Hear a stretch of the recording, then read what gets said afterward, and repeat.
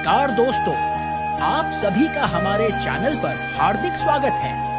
हमारे चैनल को सब्सक्राइब कीजिए और कमेंट में जय श्री कृष्णा लिखिए। अन्न से ही रोग उत्पन्न होता है और अन्न से ही व्यक्ति निरोगी बनता है। तो आओ जानते हैं कि क्या हैं ऐसे नियम जिन्हें नहीं मानने से गंभीर रोग हो सकता है। क्योंकि इस जगत में लाखों लोगों को एक वक्त का भोजन भी नहीं मिलता है, जो कि उन्नति के मार्ग पर है। भूखे व्यक्ति को तो आप कैसे भी भोजन परोस दें, उसका शरीर उसे पचा लेगा। उसके लिए वह भोजन अमृत के समान होता है। ऐसे में यहाँ यह कहना जरूरी है कि भोजन आपकी मनोदशा और भावना पर अपना गुणधर्म बदल देता है। शरीर तब रोगी नहीं होता। हिंदू धर्म में 3 तरह के भोजनों का उल्लेख किया गया है। सात्विक, राजसिक और तामसिक भोजन करने वाले भी कई लोग हैं। लेकिन यहाँ यह कहना जरूरी है कि भोजन कैसा भी हो, यदि वह संतुलित और शुद्ध नहीं है तो रोग उत्पन्न करेगा।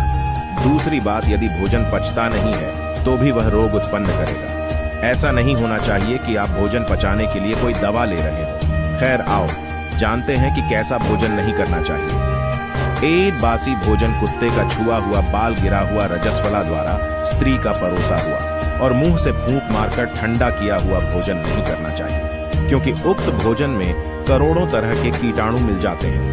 2 पोंक श्राद्ध का निकाला हुआ, अनादर युक्त और अवहेलनापूर्ण परोसा गया भोजन कभी न करें, क्योंकि इस तरह के भोजन के गुणधर्म बदल जाते हैं, जो कि आपके शरीर के लिए नुकसानदायक होते हैं। 3 कंजूस व्यक्ति का, राजा का, वेश्या के हाथ का बनाया शराब बेचने वाले का दिया हुआ भोजन कभी नहीं करना चाहिए, क्योंकि यह भोजन भी दोषयुक्त होता है। 4 जिसने ढिंडोरा पीटकर लोगों को खाने के लिए बुलाया हो, ऐसी जगह का भोजन नहीं करना चाहिए। अक्सर भंडारे का भोजन उस व्यक्ति के लिए मना है जो कि धर्म साधना या उन्नति के मार्ग पर है, यह भी जांचना जरूरी है।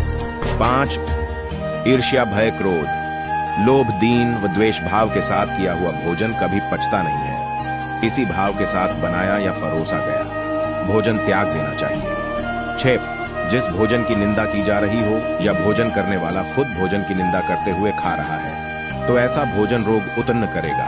जब आप खाने की निंदा करते हैं, तब उस खाने की गुणवत्ता बदलकर वह आपकी उम्र कम करने में सहायक सिद्ध होता है। 7 भोजन साफ सुथरी जगह बनाया गया नहीं हो, भोजन बनाने वाले ने स्नान नहीं किया हो, तो ऐसे भोजन का त्याग कर देना चाहिए।